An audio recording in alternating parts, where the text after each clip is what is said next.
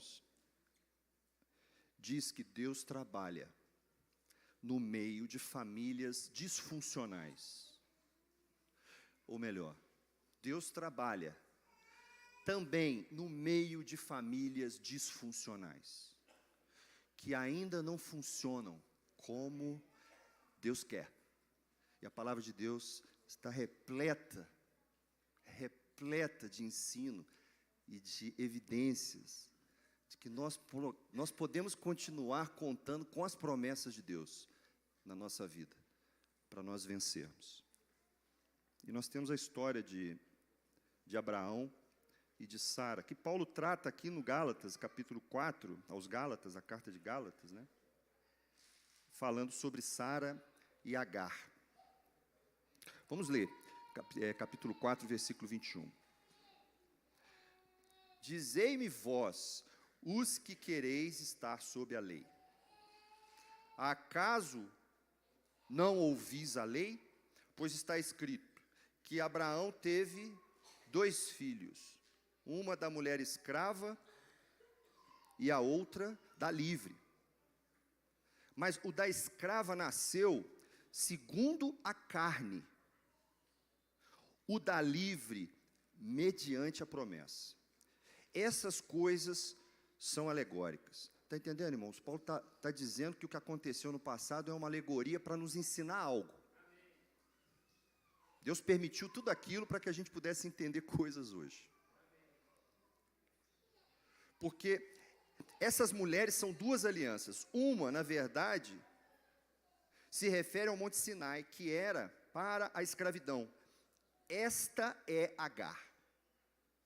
Ora, Agar é o Monte Sinai na Arábia. E corresponde a Jerusalém atual, que está em escravidão com os seus filhos. Mas a Jerusalém lá de cima é livre, a qual é nossa mãe. Porque está escrito: alegra-te, ó estéril, que não dás à luz. Exulta e clama, tu que não estás de parto, porque são mais numerosos os filhos da abandonada que os da que tem marido. Vós, porém, irmãos, sois filhos da promessa, como Isaque. Como, porém, outrora, o que nascera segundo a carne perseguia ao que nasceu segundo o Espírito, assim também agora. O que Paulo está falando, que Ismael perseguia Isaque. Se você ler Ismael com 13, 14 anos, aquela situação com Agar trouxe muitos problemas na família de Abraão. Contudo, que diz a Escritura? Lança fora a escrava e o seu filho, porque de modo algum o filho da escrava será herdeiro com o filho da livre.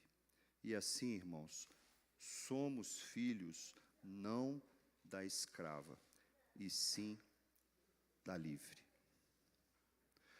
Irmãos, aqui o apóstolo Paulo fala sobre a geração na família de Abraão, na carne, e fala sobre a promessa de Deus que tinha sido dada a Abraão e Sara, quando os chama de Ur dos Caldeus, e promete a ele que ele seria tão numerosa, a sua descendência, como as estrelas do céu e os grãos de areia no mar. E Abraão sai daquela região de Ur dos Caldeus, ali era a região próxima do Iraque, ali Golfo Pérsico, perto do Kuwait, 1.800 quilômetros da terra de Canaã, que ele nem conhecia. A Bíblia fala que Abraão creu. E ele e Sara saem. Eles saem debaixo de uma promessa, de que Deus faria deles uma família gigantesca. Mas Sara era estéril. Quantos anos ela passou ali debaixo daquela promessa? E Abraão esperando. E eles chegam à região, eles vão à terra prometida, E no meio do caminho,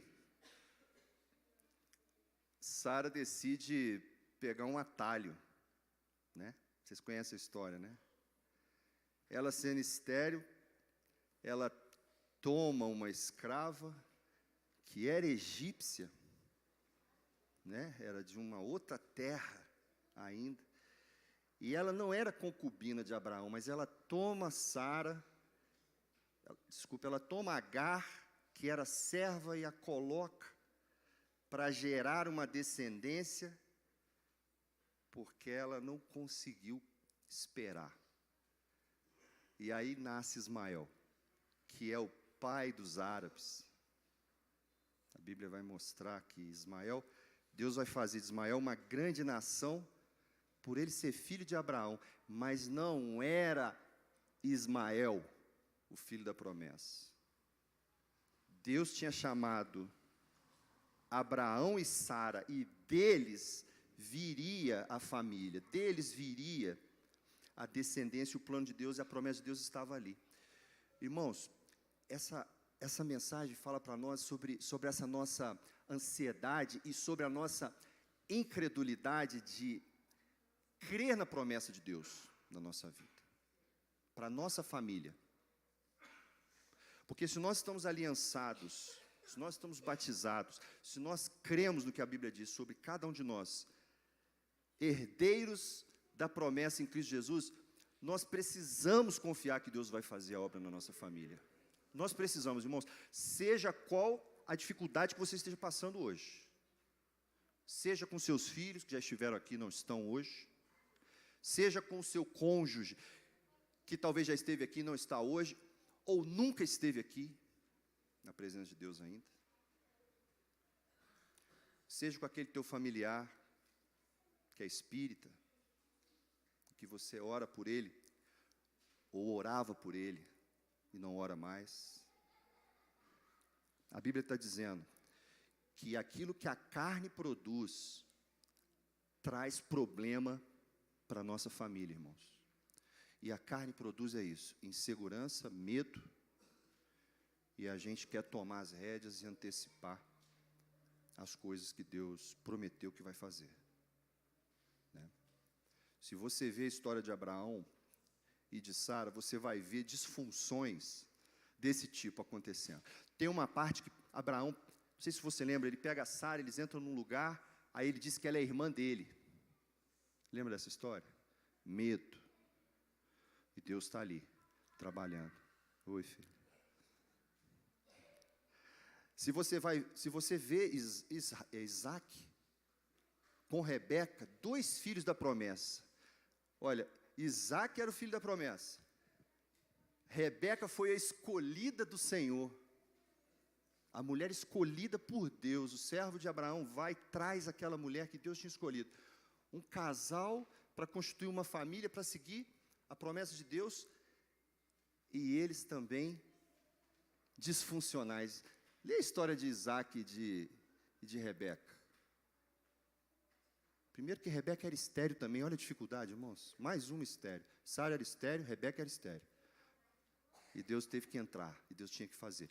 O tempo todo as famílias sendo provadas. Por que vai ser diferente conosco, irmãos? Por que vai ser fácil demais conosco? Quase nunca é. Quase nunca foi na história dos grandes homens de Deus, né? Temos desafios.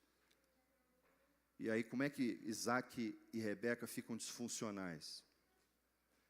Isaac prefere um dos filhos, né? A Bíblia fala que Isaac preferia Esaú, a mãe preferia Jacó. Está certo isso, irmãos? Está certo.